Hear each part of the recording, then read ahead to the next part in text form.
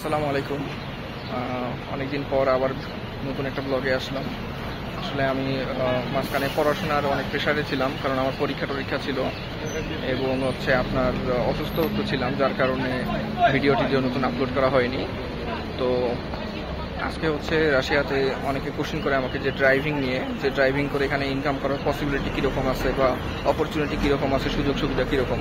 তো এগুলো নিয়েই আজকের ভিডিও। আশা করি ভিডিওটা সবার ভালো লাগবে। আমাকে আসলে অনেকে কোশ্চেন করে থাকে যে রাশিয়াতে ট্যাক্সি চালিয়ে বা উবার চালিয়ে কীরকম ইনকাম করা যায় বা পার্ট টাইম হিসেবে কীরকম অপরচুনিটি এখানে আছে। তো হ্যাঁ, এখানে যারা ট্যাক্সি চালায় বা উবার চালায় পার্ট টাইম হিসেবে ভালো ইনকাম করতে পারে এবং অপরচুনিটিও এখানে অনেক ভালো। এবং অনেকে কোশ্চেন করে যে ড্রাইভিং লাইসেন্সের বিষয় যে আমাদের দেশে বাংলাদেশে যে ড্রাইভিং লাইসেন্স আছে ওটা এখানে চলবে কিনা অনেকে কোশ্চেন করে। তো না, ওটা চলবে না এখানে অবশ্যই আপনাকে যদি ড্রাইভিং করতে চান তাহলে অবশ্যই রাশিয়ান যে লাইসেন্স আছে, ড্রাইভিং লাইসেন্স, সেটা লাগবে। সেক্ষেত্রে অবশ্যই এখানকার যে ড্রাইভিং স্কুল আছে সেখানে আপনাকে টেস্ট দিতে হবে, পাস করতে হবে এবং তারপরে যে আপনি যে লাইসেন্স পাবেন সেইটা ইউজ করে আপনি এখানে যে ট্যাক্সি আছে সেগুলো চালাতে পারবেন।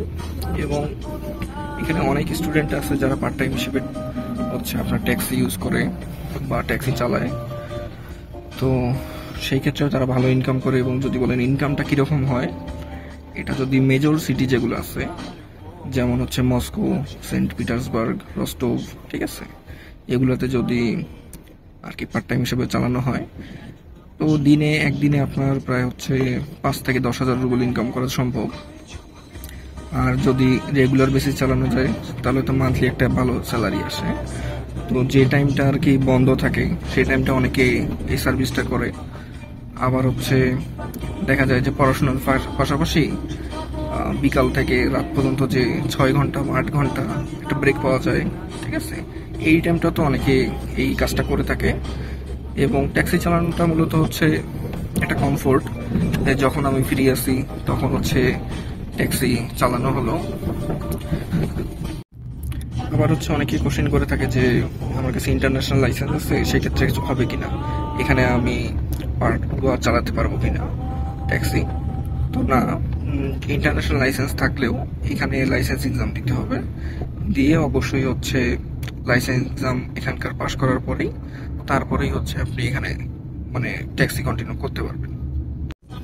আবার অনেকে কোশ্চেন এটা করে যে এখানে যে ট্যাক্সিগুলো পাওয়া যায় সেগুলো কি আমরা কিনতে পারবো কিনা পার্সোনালি, অথবা রেন্ট নিতে পারবো কিনা। তো এখানে দুইটাই পাওয়া যায়। আপনি যদি চান যে ট্যাক্সি রেন্ট হিসেবে নেবেন এবং আপনার যখন ইচ্ছা আপনি ট্যাক্সি ইউজ করবেন উবার হিসেবে, তো আপনি করতে পারবেন।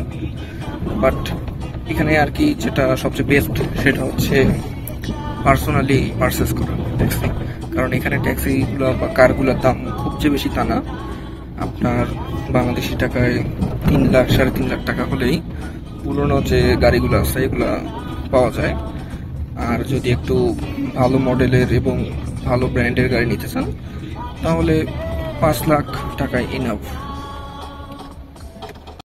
আর আরেকটা বিষয় অনেকে ভাবতে পারেন যে 5 লাখ টাকা দিয়ে বা 3 লাখ টাকা দিয়ে একটা গাড়ি কিনবো, গাড়ি কিনে আমি নিজে চালাবো, সেই ক্ষেত্রে আসলে এটা কতটুকু লাভজনক হবে।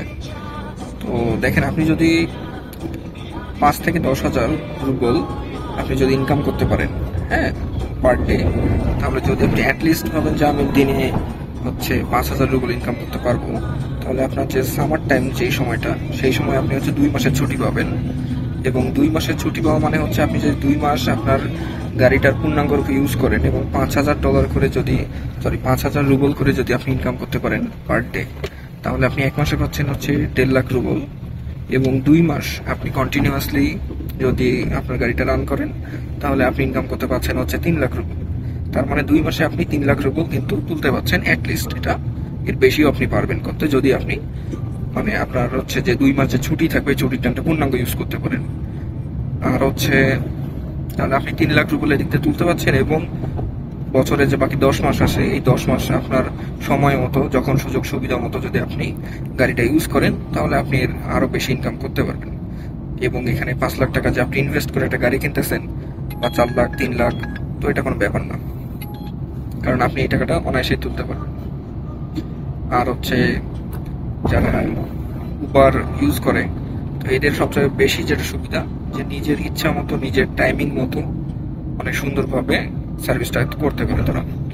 অন্যান্য কাজে যেমন 8 ঘন্টা 12 ঘন্টার একটা রেস্ট্রিকশন থাকে, এখানে ওইটা নেই। এখানে হচ্ছে আপনার যখন মন চাচ্ছে আপনি গাড়ি নিয়ে বের হলেন, কিছু পার্ট টাইম ইনকাম করলেন, আবার যখন মন চাচ্ছে না আপনি ঘরেই আছেন।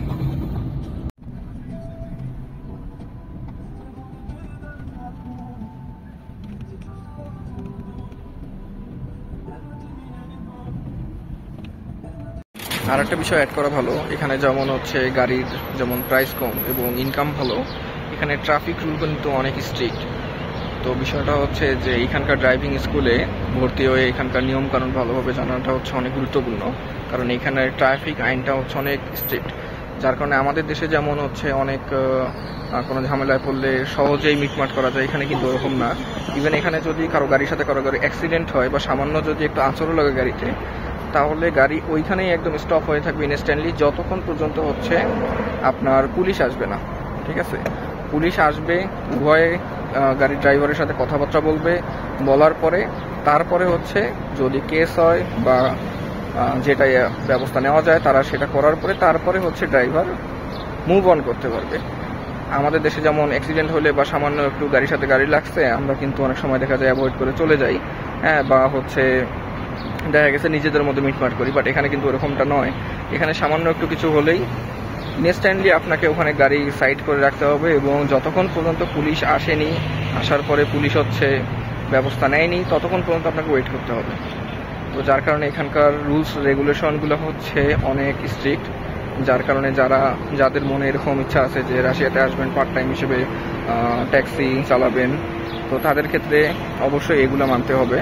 কারণ এখানকার ড্রাইভিং স্কুলে যখন আপনি পড়বেন, ড্রাইভিং স্কুলে ড্রাইভিংটা শিখবেন, তখন এরাই আপনাকে সব কিছু একদম সুন্দরভাবে শিখাবে। আর শেখার পরে আপনি তখন আশা করতে পারেন যে আপনি পার্ট টাইম হিসেবে অনেক ভালো একটা ইনকাম করতে পারবেন।